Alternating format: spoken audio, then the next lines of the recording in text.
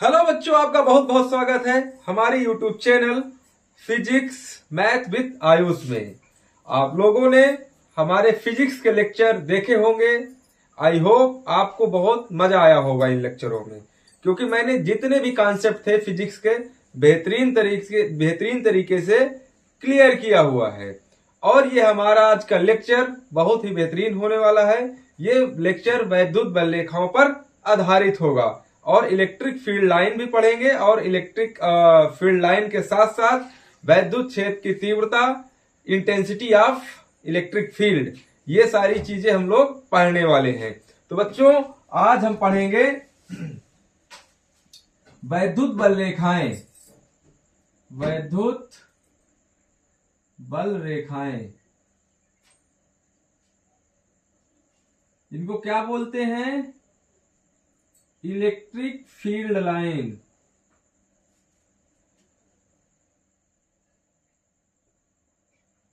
इन्हें बोलते हैं बच्चों इलेक्ट्रिक फील्ड लाइन। तो ये कैसे होती है और किस प्रकार की होती है, इसके बारे में हम लोग चर्चा करेंगे। तो बच्चों, आपको मैंने बताया था धन आवेश और ऋण आवेश। आवेश दो प्रकार के होते हैं, धन आवेश और ऋण आवेश। तो आज मैं आपको बता दे रहा हूं कि जो वैद्युत बल रेखाएं होती हैं वो जो है किसी पॉइंट चार्ज से निकलती हैं। मतलब स्टैटिक पॉइंट चार्ज, मतलब स्थिर बिंदु आवेश से होकर निकलती हैं वैद्युत बल रेखाएं। जैसे यहाँ पे आपका धन आवेश है, तो यहां से जो वैद्युत बल रेखाएं होंगी ये बाहर की ओर होंगी। आवेश से आपको बाहर की ओर मिलेंगी वैद्युत बल रेखाएं, ये इस प्रकार से। ये वैद्युत बल रेखाएं इस प्रकार से होंगी। अगर आवेश ऋणात्मक है तो जो वैद्युत बल रेखाएं होंगी वो अंदर की ओर होंगी। ये इनकी डायरेक्शन ये अंदर की ओर होगी। वैद्युत बल रेखाओं की डायरेक्शन अंदर की ओर होगी। तो इससे ये पता चल रहा है कि जो वैद्युत क्षेत्र है वो बाहर की ओर है कि नहीं? इसमें वैद्युत क्षेत्र कहां है? बाहर की ओर।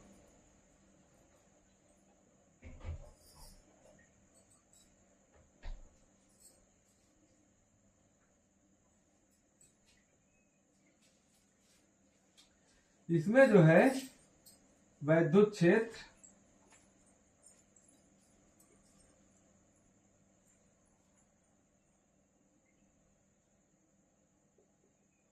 बच्चों, इसमें वैद्युत क्षेत्र अंदर की ओर है कि नहीं?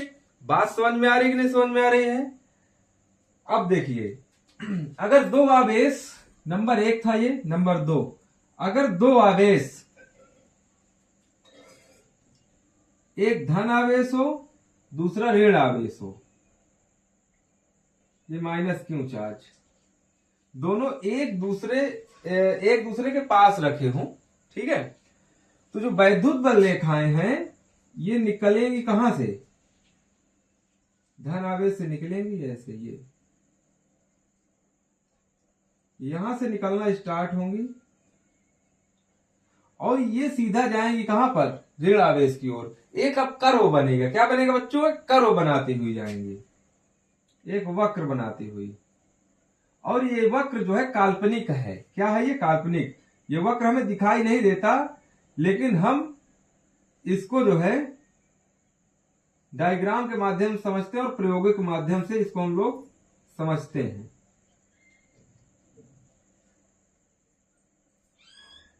जो वैद्युत बल रेखाएं होंगी वो इसमें अंदर की ओर आती हुई प्रतीत होंगी। तो जब अंदर की ओर आती हुई प्रतीत होंगी तो इसके बीच में जो है आपको वैद्युत क्षेत्र मिलेगा। यहां पे वैद्युत क्षेत्र मिलेगा। यहां पे क्या है? क्षेत्र आपका रहेगा, क्षेत्र मिलेगा। और ये वैद्युत बल रेखाएं एक दूसरे को कभी नहीं काटती हैं। तीसरा नंबर, अगर मान लो दो वैद्युत बल रेखाएं हैं, एक वैद्युत बल रेखा ऐसी जा रही, एक दूसरी ऐसी जा रही, अगर ये काट देती हैं तो अब आप ध्यान ये दीजिए, अगर ये काट रही है तो वैद्युत बल रेखाओं की दिशा अलग हो गई। ये E1 इधर हो जाएगी, ये E2 इधर जो है ये अलग हो जाएगी। दोनों की दिशा अलग हो जाएगी। नहीं, ऐसा नहीं है। ये एक ही दिशा की ओर जाएंगी तो जाएंगी, एक ही दिशा की ओर जाएंगी। वैद्युत बल रेखाएं कभी एक दूसरे को बच्चों नहीं काटेंगी। क्लियर है इतनी बात? ये बात क्लियर होगी।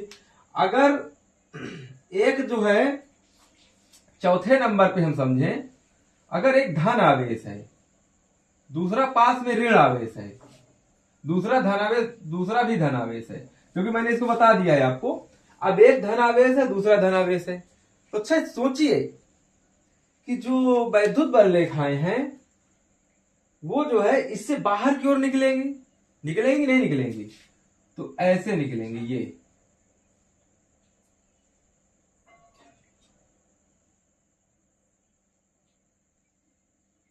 अभी आपको पता चलेगा कि ऐसा क्यों हो रहा है।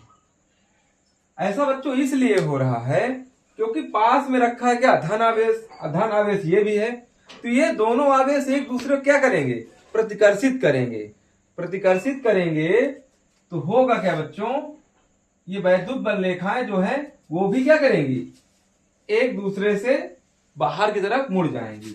ये भी ऐसे जाएगी, ये भी वैद्युत बल रेखाएं निकल जाएगी, ये भी वैद्युत बल रेखाएं निकल जाएंगी। इस प्रकार से ये रेखाएं निकल जाएंगी और बीच में बचा इम्पटी एरिया, ये खाली एरिया। यहां पर अगर वैद्युत क्षेत्र की बात करें तो आप सीधी सी बात बता देंगे कि यार यहां पे वैद्युत क्षेत्र सिर्फ 0 होगा। यहां पे जो वैद्युत क्षेत्र है यहां पे 0 होगा बच्चों।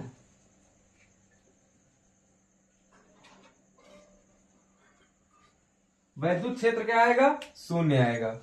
तो इतनी बात समझ में आई कि नहीं समझ में आई? समझ में आ गई होगी। मैं आशा करता हूं कि आपको ये बात समझ में आ गई होगी। तो इस प्रकार से हम लोग वैद्युत बल रेखाओं के बारे में इतना नॉलेज ले लेते हैं और इसके बाद हम ये देखते हैं कि किसी धन आवेश से कुछ दूरी पर हमारा जो है एक वैद्युत आवेश रखा है और उस बिंदु पर वैद्युत क्षेत्र की तीव्रता क्या है? Intensity of electric field.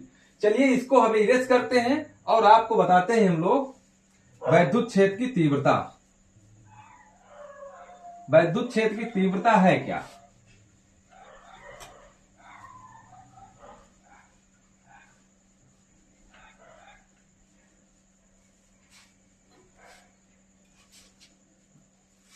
वैद्युत क्षेत्र की तीव्रता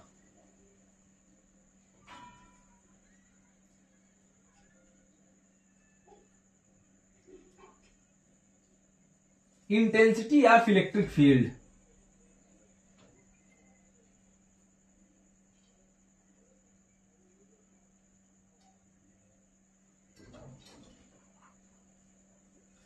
इंटेंसिटी ऑफ इलेक्ट्रिक फील्ड। अभी मैंने आपको बताया कि अगर कोई प्लस क्यू चार्ज है तो इससे वैद्युत क्षेत्र की जो दिशा है, जो डायरेक्शन है, वो बाहर की ओर होगी।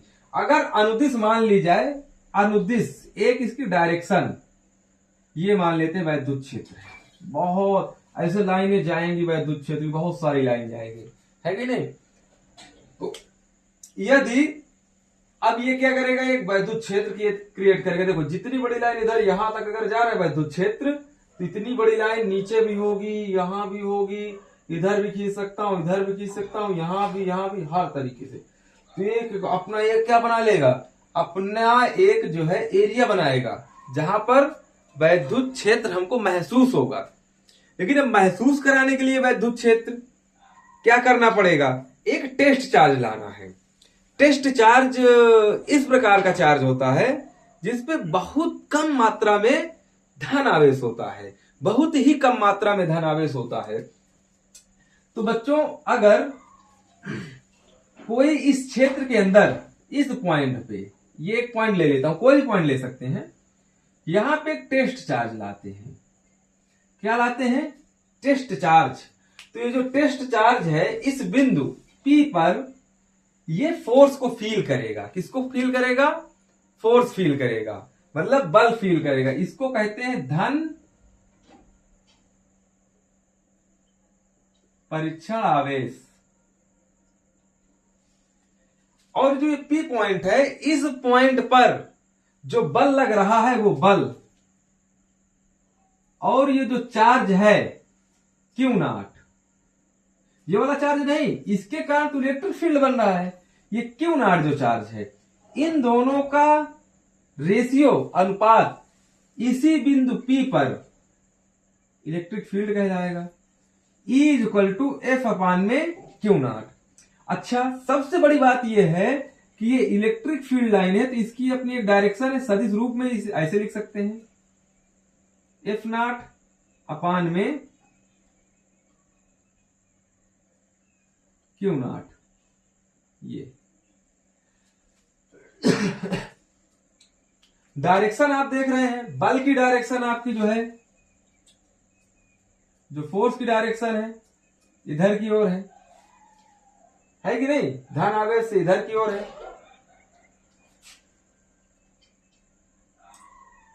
तो बच्चों ये बात समझ में आई होगी। अगर मात्रक की बात करूं इसकी, ये फोर्स है, इसका मात्रक हो जाएगा बच्चों न्यूटन, और ये आवेश है, आवेश का मात्रक कूलाम होता है। क्या होता है? कूलाम। तो इसको हम बच्चों लिख देते हैं न्यूटन पर कूलाम। या दूसरा मात्रक भी है इसका, या वोल्ट पर मीटर। वोल्ट पर मीटर जो होता है, इसको हम लोग जो है अगले चैप्टर में आपको इसका डेरिवेशन करके बेहतरीन तरीके से समझाएंगे। अभी तक के लिए आप लोग ये मान लीजिए इसका मात्रक न्यूटन पर कूलाम या वोल्ट पर मीटर होता है, और यह एक अदिश राशि, यह एक सदिश राशि है।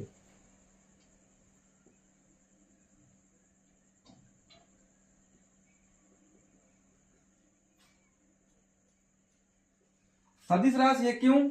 क्योंकि इसकी दिशा भी है, दिखाई दे रहा है आपको, इसकी डायरेक्शन भी है, और इसके साथ मैग्नीट्यूड भी है, इसका परिमाण भी है और दिशा भी, दोनों चीजें हैं साथ में। समझ रहे मेरी बात? अगर विमा की बात करूं, किसकी बात करूं बच्चों? विमा की। इसकी विमा क्या है, डायमेंशन क्या है?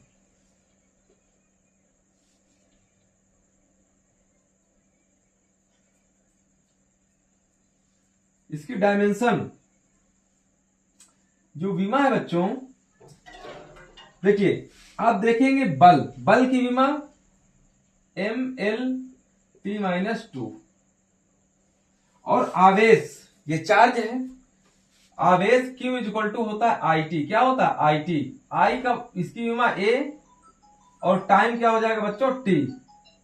तो इसको हम लोग क्या करेंगे, mL/T-3 और A-1, इस प्रकार से इसकी हम डायमेंशन निकाल लेंगे। तो बच्चों बताइए, ये चीज समझ में आ रही है ना एकदम बेहतरीन तरीके से? अगर आपको समझ में आ रहा है, आप मेरा वीडियो देख रहे हैं, तो मेरे चैनल को सब्सक्राइब कर लो और लाइक भी कर दो, जिससे आपको वीडियो लगातार मिलती जाएगी और आप इस वीडियो का आनंद ले पाएंगे बच्चों।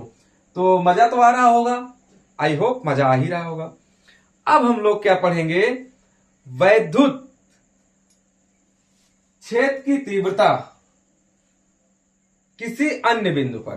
ठीक है, किसी बिंदु पर वैद्युत क्षेत्र की तीव्रता, ये चीज हम पढ़ेंगे। ठीक है, तो फिलहाल बच्चों इसको थोड़ा सा इरेज करेंगे और हम लोग पढ़ेंगे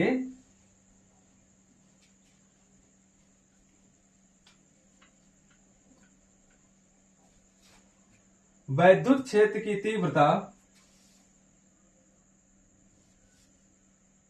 किसी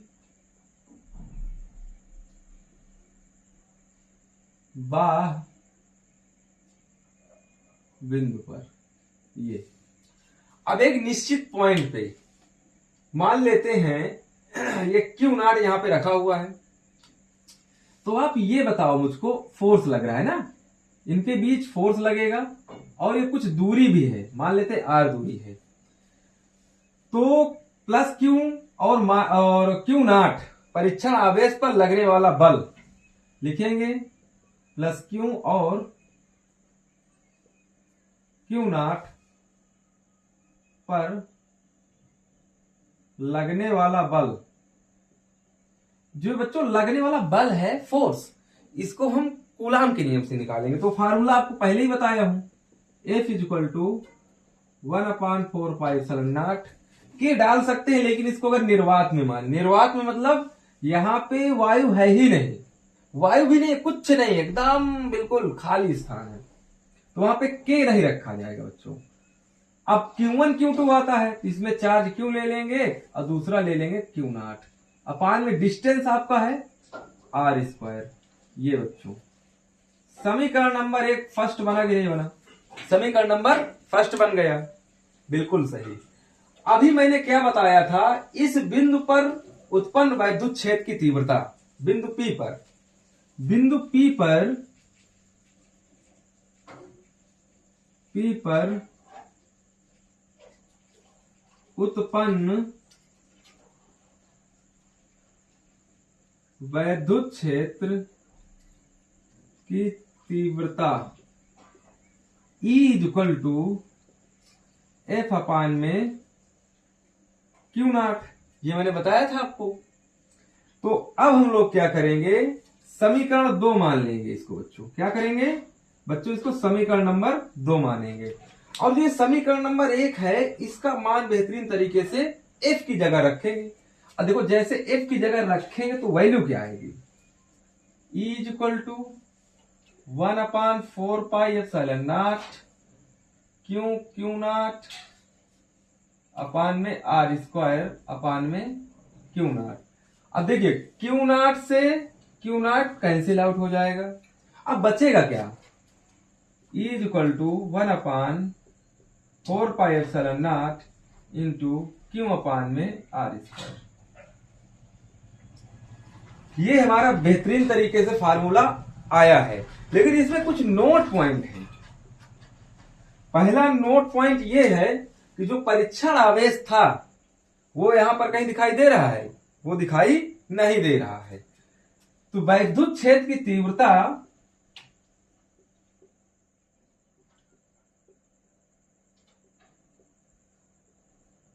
जो इलेक्ट्रिक फील्ड है, इंटेंसिटी ऑफ इलेक्ट्रिक फील्ड, वैद्युत क्षेत्र की तीव्रता Q0 आवेश पर निर्भर नहीं करती।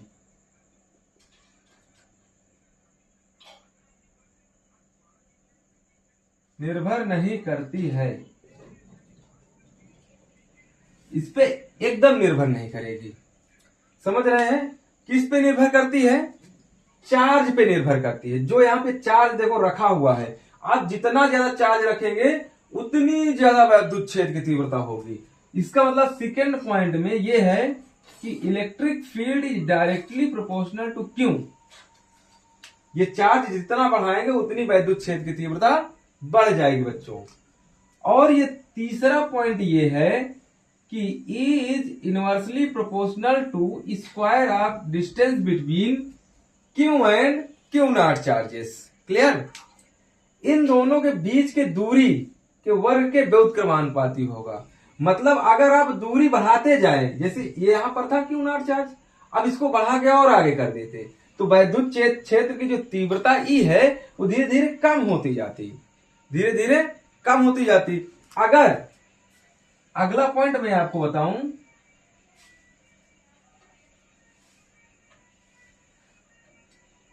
अगर बच्चों इसको हम इनफाइनाइट कर दें, क्या कर दें, इनफाइनाइट कर दें, तो वैद्युत क्षेत्र की तीव्रता क्या होगी।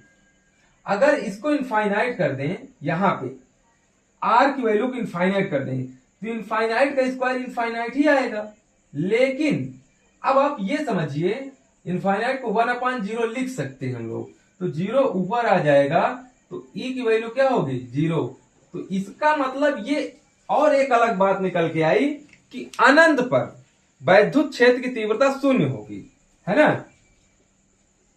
इनफाइनाइट पर जो इलेक्ट्रिक फील्ड होगा वो क्या होगा, 0 होगा। ये एक अलग सा पॉइंट आपको मैंने बता दिया। तो बच्चों आपको एकदम बेहतरीन तरीके से ये चीज समझ में आ गई होगी। और बच्चों हम मिलते हैं अपने अगले वीडियो में, तब तक के लिए धन्यवाद। और हमारे चैनल को आप लोग सब्सक्राइब कर लीजिएगा, फॉलो भी कर लीजिए। और जो फ्रेंड्स आपके फिजिक्स में बहुत ही वीक हैं उनको ये वीडियो शेयर करिए, लाइक भी करिए, कमेंट भी करिए। प्यारा सा कमेंट हमारे YouTube चैनल में जरूर करिए। आपका सपोर्ट रहेगा बच्चों, मैं इसी तरीके से आपको पढ़ाता रहूंगा। मिलता हूं अगले वीडियो में, तब तक के लिए धन्यवाद। जय हिंद बच्चों।